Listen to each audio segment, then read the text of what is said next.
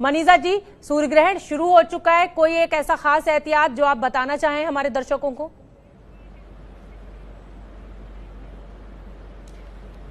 एहतियात यह है कि ना पानी पिए ना कुछ भोजन ग्रहण करें। जो शरीर की अग्नि है इससे अभी कोई काम ना कराएं, इसे जप तप करके इसे बढ़ाएं। तो मंत्र करें, जप करें और कुछ भी ग्रहण नहीं करें, रक्त को दूषित नहीं करें। लेकिन 6 घंटे का समय मनीषा जी बहुत लंबा समय है, बहुत लंबी अवधि का ये सूर्य ग्रहण है। तो क्या 6 घंटे तक पानी ना पीना, कुछ ना खाना, गर्भवती महिलाएं भी हैं, कुछ बीमार लोग भी हैं, वृद्ध, बच्चे, बीमार, इनके लिए ये नियम नहीं बनता। सूतक काल लगा हुआ है। अगर आप मुझसे पूछे, मैंने तो कल रात से ना पानी पिया है ना खाया है। और निर्जला एकादशी तो हम लोगों में होती है, उसमें तो हम 24 घंटे ना खाते हैं ना पीते हैं। 6 घंटे क्या है, कुछ भी नहीं है। सूर्य आरोग्य का कारक है, इसे मत भूलिए। सूर्य आरोग्य का कारक है, इम्यूनिटी बढ़ाता है। और अग्नि और सूर्य एक ही हैं, तो अग्नि से ही इम्यूनिटी बढ़ती है।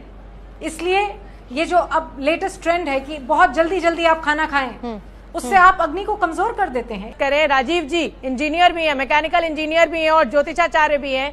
राजीव जी, जो बच्चे हैं, जो नई पीढ़ी है, वो बहुत ज्यादा साइंटिफिक बात करती है। ऐसे में कहीं ना कहीं जो सनल जी कह रहे हैं उससे आप सहमत हैं कि नहीं? तो देखिए, सनत जी ऐसे हैं। सनत जी को मैं ये कह सकता हूं कि एक आदमी के साथ आप क्या बहस कीजिएगा जो बिना पढ़ा लिखा हो, जिसने कोई एजुकेशन ली ना हो। तो मेरे तो ऐसा लग रहा है जैसे दीवार में सर मारने के बराबर है।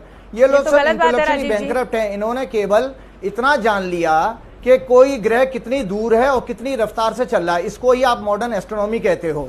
लेकिन उन प्लेनेटरी मूवमेंट का, उन प्लेनेटरी कॉम्बिनेशन का मानव के ऊपर, प्रकृति के ऊपर, एनिमल्स के ऊपर क्या प्रभाव पड़ता है, इनको पता ही नहीं है। तो ये वेस्टर्न एस्ट्रोलॉजर्स जो हैं और ये वेस्टर्न जो साइंटिस्ट हैं, ये बेसिकली क्या नाम है, हिपोक्रेट्स हैं। और ये बेसिकली क्या नाम है, इनको आप ये जो पता चाहिए, इनसे सनत जी से पूछिए कि इन्होंने ये नारद पुराण पढ़ा है क्या, कभी हाथ में लेके देखा है इन्होंने नारद पुराण?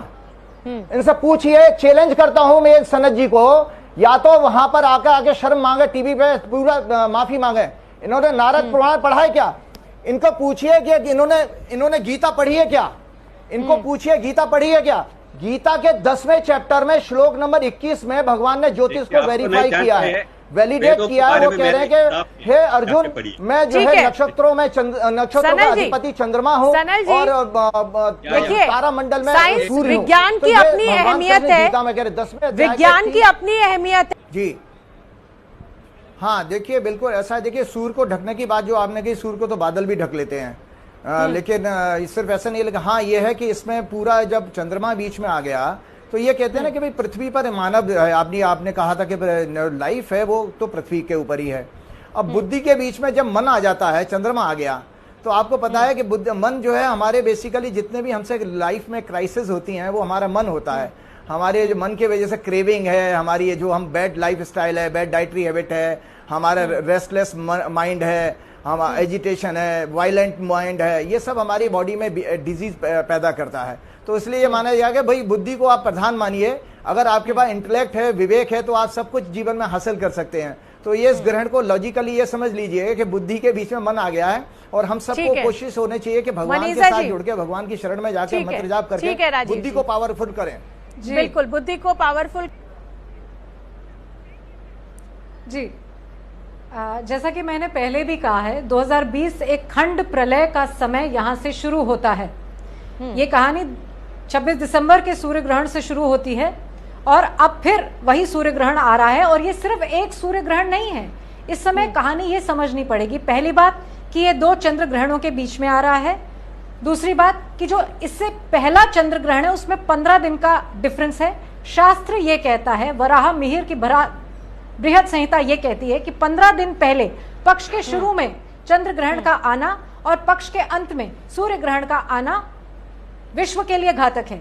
इसके साथ साथ राहु और केतु का गोचर मिथुन और धनु की धुरी से वृषभ और वृश्चिक में, भारत की कुंडली जो कि 1947 15 अगस्त मिडनाइट की कुंडली है, वो वृषभ लग्न की कुंडली है और 1947 में भी राहु लग्न में यानी कि वृषभ में था। अब फिर से ये गोचर है और राहु पर ही गोचर कर रहा है।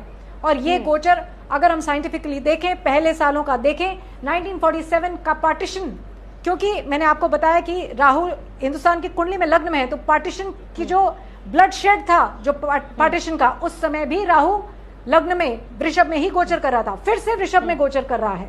इस समय शनि और बृहस्पति की युति मकर में बनी हुई है और अष्टक वर्ग बिंदुओं में मकर में बहुत कम बिंदु हैं अब बहुत भारत की कुंडली में, इसलिए ये बिल्कुल। गोचर आप मनीषा जी जो आप परेशानी जानकारी वाला दे है, रही हैं, राहु, मनीषा जी मैं ये जानने की कोशिश करूंगी कि ये जो अशुभ समय चल रहा है दुनिया के लिए, जो आप कह रहे हैं कि लग्न में जो ग्रह बैठे हुए हैं, ये कब तक, क्योंकि ये जवाब बहुत जरूरी है दर्शकों के लिए। बने रहिए हमारे साथ।